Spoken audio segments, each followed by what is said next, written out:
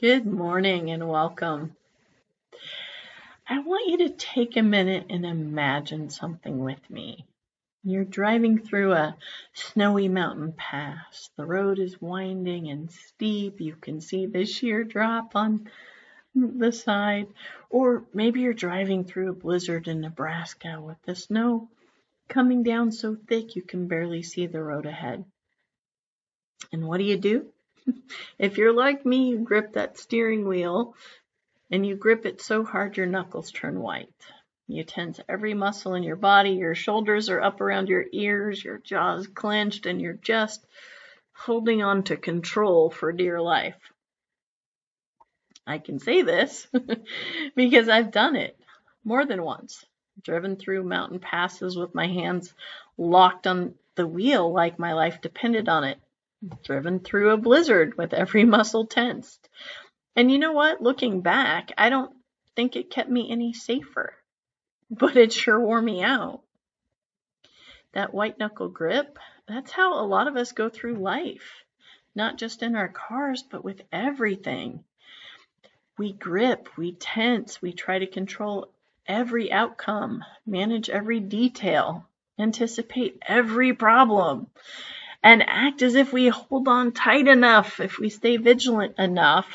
If we just plan thoroughly, we can keep ourselves safe. We can make sure that things turn out right. I'm a control freak. I come by it honestly. I had it role modeled for me by people who probably had it role modeled for them. But here's what I learned slowly, painfully.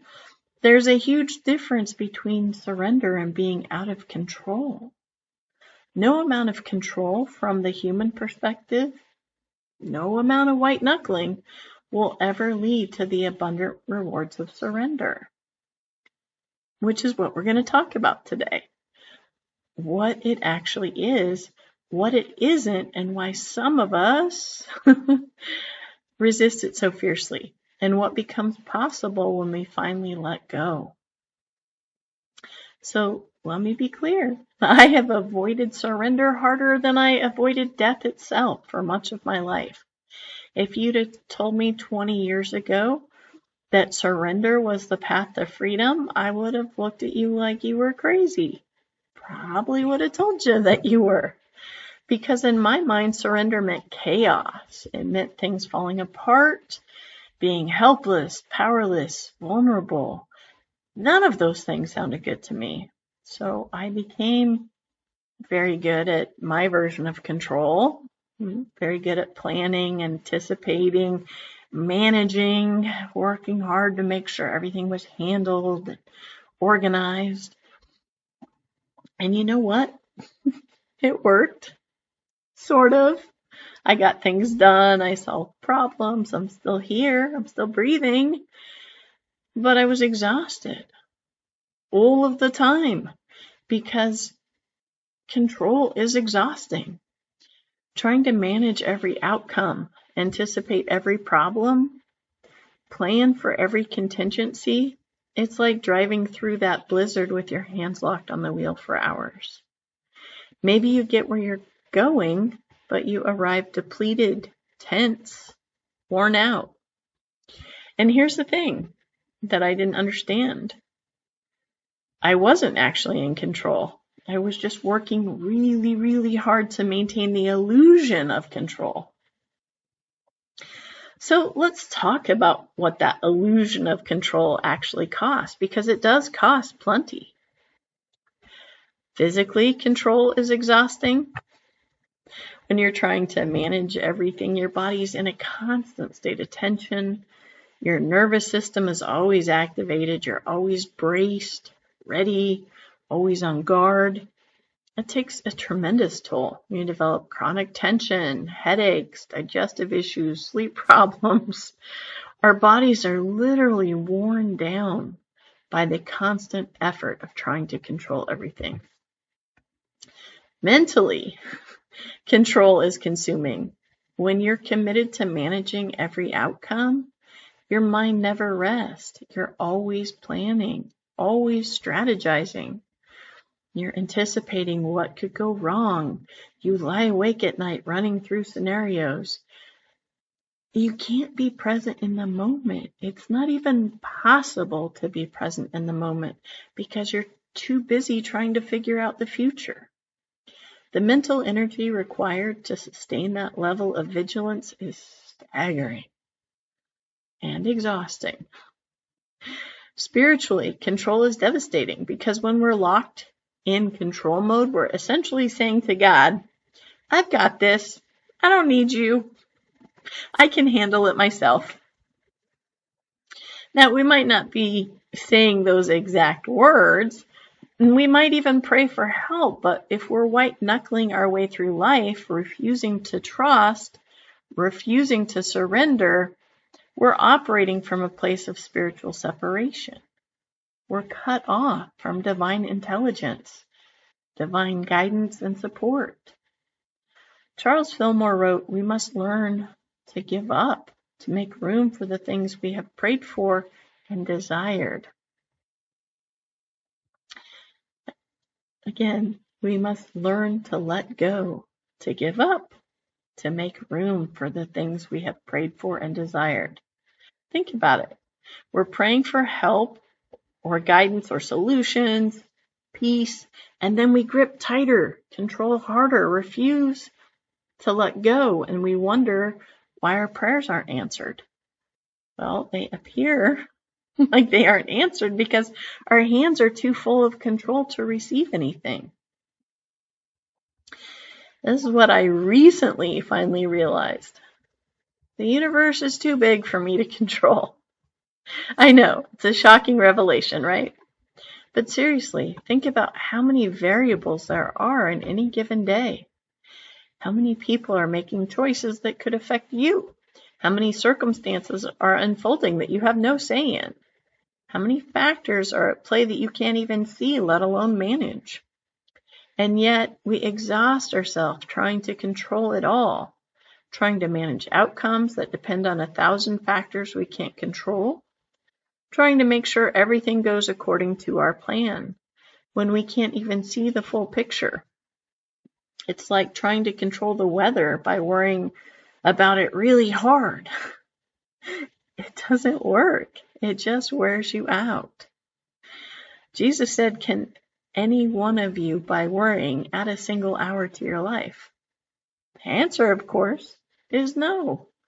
Worry, which is just control's anxious cousin, doesn't change outcomes. It just depletes us. And here's the deeper truth. When we're exhausting ourselves trying to control everything, we're actually blocking the very help that we need. Divine intelligence, God, source, spirit, whatever name you use, has a perspective that we don't have, that we can't possibly have in our human day-to-day lives. It sees possibilities we can't see. It knows connections that we don't know and has access to resources and solutions that are completely outside of our awareness.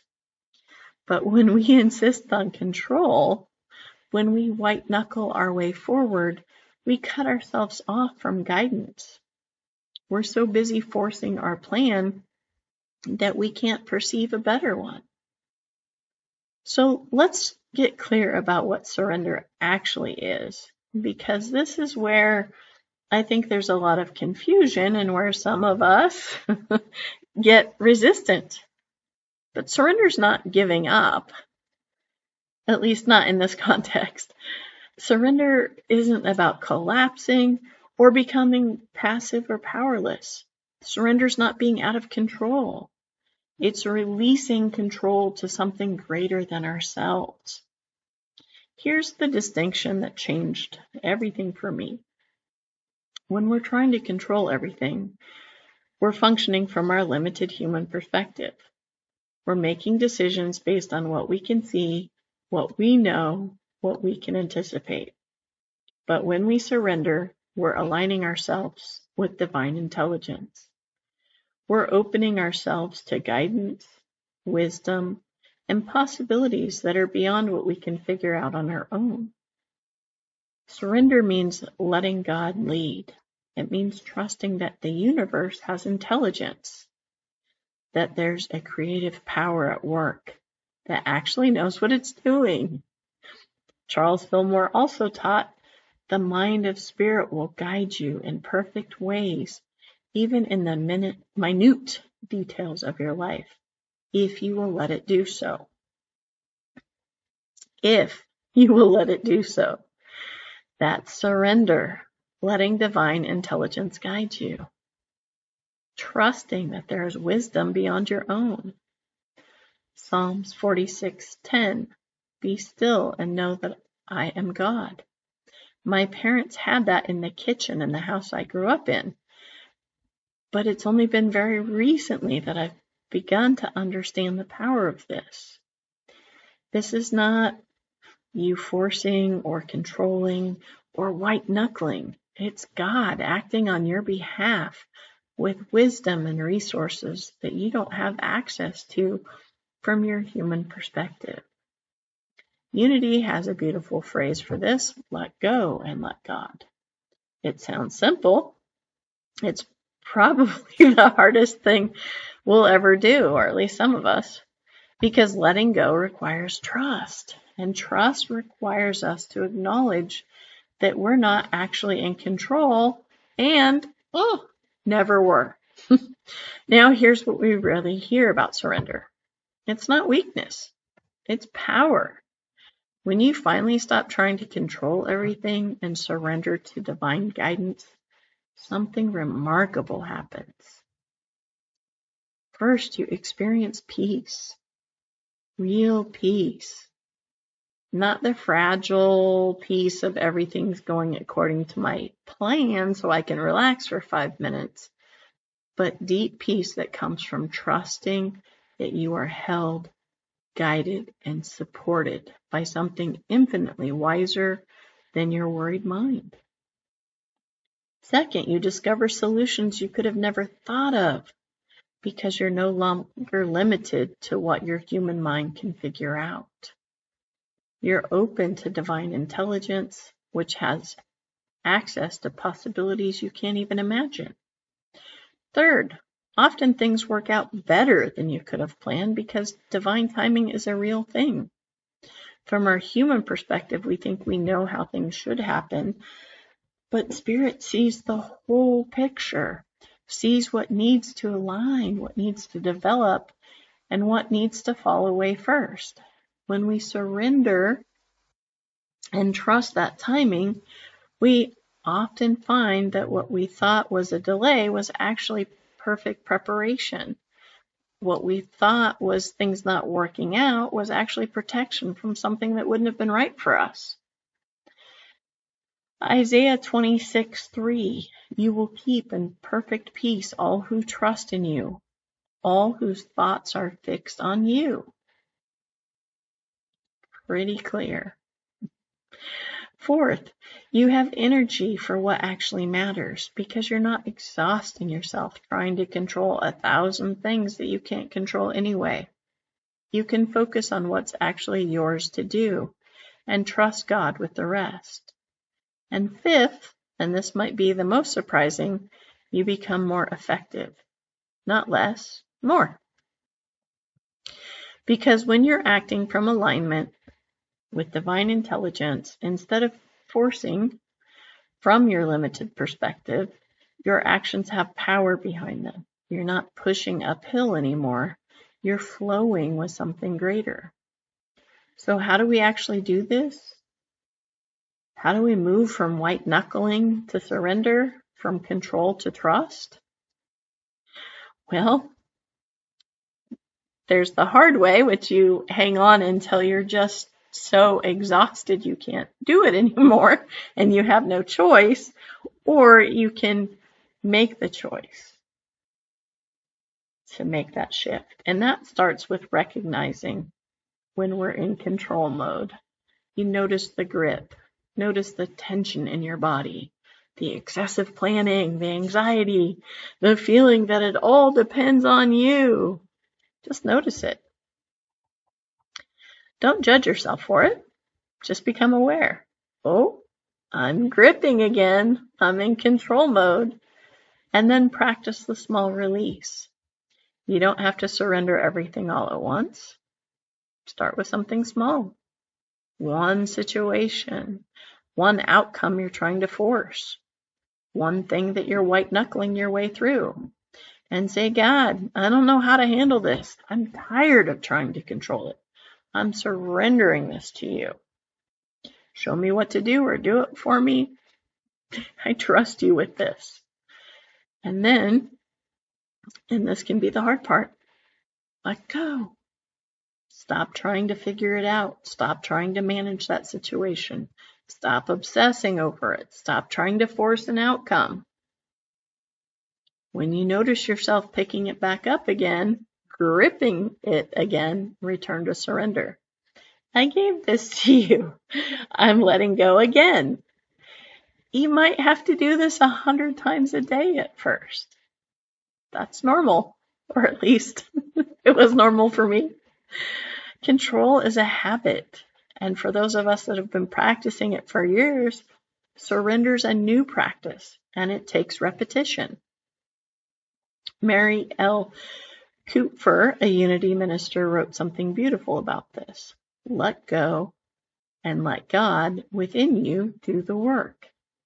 Begin now to relax from the strain and effort of questioning, planning, and reasoning.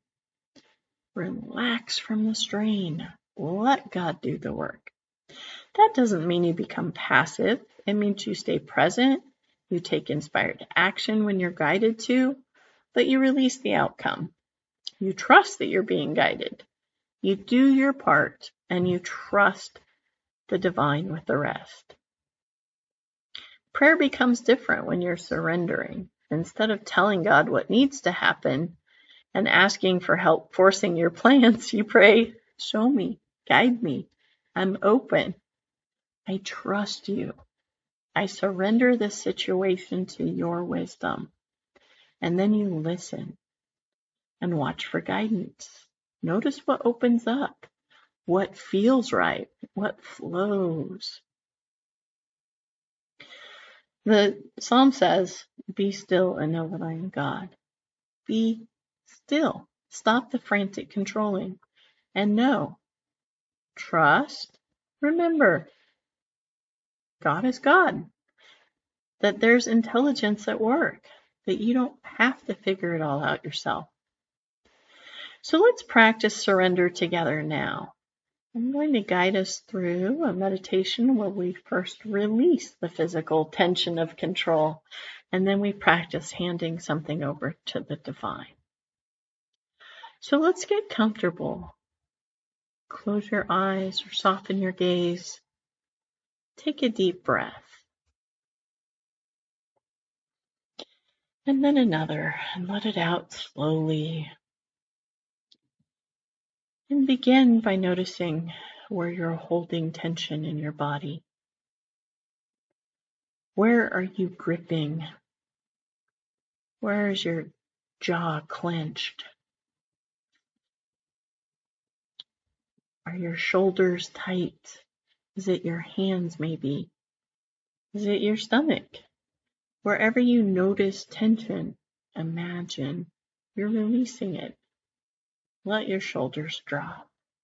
Let your jaw unclench. Let your hands relax. Feel your body settling, releasing the physical grip of control.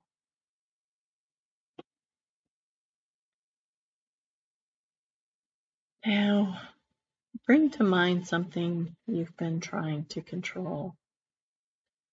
A situation that you've been white-knuckling, a relationship, a particular outcome, maybe a problem you've been trying to force into submission. Let yourself feel the weight of it and the exhaustion of trying to manage it. The burden of trying to make it work out according to your plan. And now imagine you can see this situation as an object in your hand. You're holding it gripping it tightly. Your knuckles are white. Your hands are cramping. You're so tired of holding it. And now you see a white light surrounding you.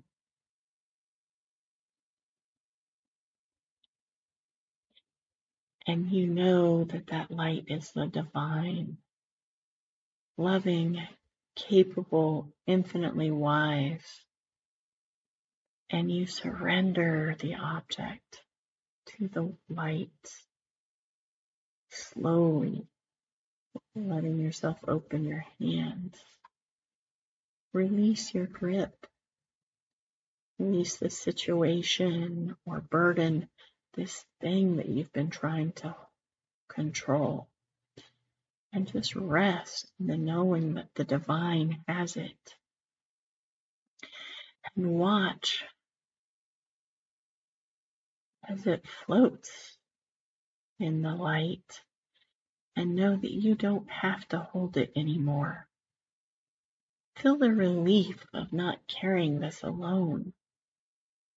Feel the relief of the trust that this is being held by something wiser than your worried mind. Say to yourself silently or out loud, I surrender this to you. I trust you with this. I release my need to control the outcome. Guide me.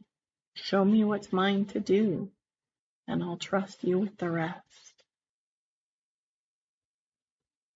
Take a breath. Feel the spaciousness of not gripping or forcing or trying to control. If something else comes to mind, offer that to the divine too. Open your hands and let divine intelligence hold them. You can always return to control. It's familiar. It feels safer, even though it exhausts you. But for right now, let's just practice surrender. Practice letting go. You may be like me and discover you really like it. So for now, we're going to let go and we're just going to move into a minute of silence, resting in this state of surrender. Notice the spaciousness. But if you notice yourself mentally reaching back out to grab control, just gently return to the image of your hands opening, trusting, and you being at peace.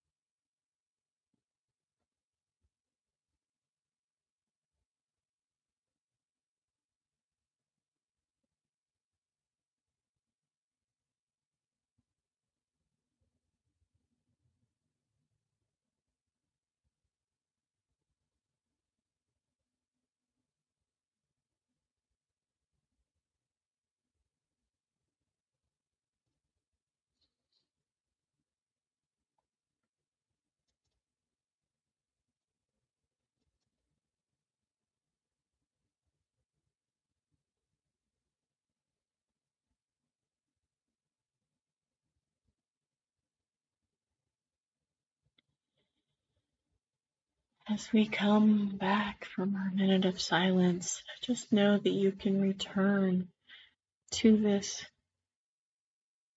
space anytime you'd like.